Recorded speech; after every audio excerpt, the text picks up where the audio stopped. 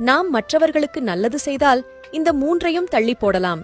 கணவன் மனைவி இருவரும் ஷாப்பிங் முடித்து பெரிய ஓட்டலில் போய் சாப்பிட்ட பிறகு காருக்கு வந்தனர். அப்போது ஒரு வயதான அம்மாள் அவர்களிடம் கையேந்தியபடி வர, கணவன் அவளுக்கு பர்சிலிருந்து 100 ரூபாய் எடுத்துக் கொடுத்தான்.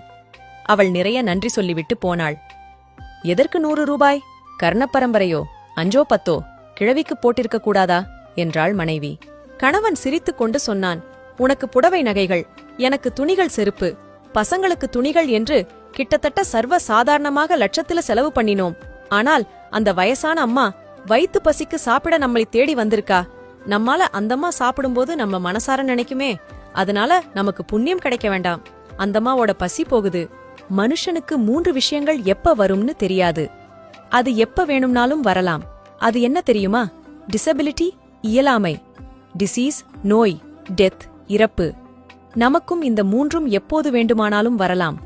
நம்மால் முடியும்போது முடியாதவர்களுக்கு சிறு உதவி பண்றதால கடவுள் நமக்கு அந்த 3ஐயும் தள்ளி போடலாம் என்றான். மனைவி கண் கலங்கி நின்றாள். எனவே மேலே சொன்ன 3ம் நமக்கும் எப்போதும் வரலாம். அதுவரை நம்மால் முடிந்த நல்லதைச் செய்வோம்.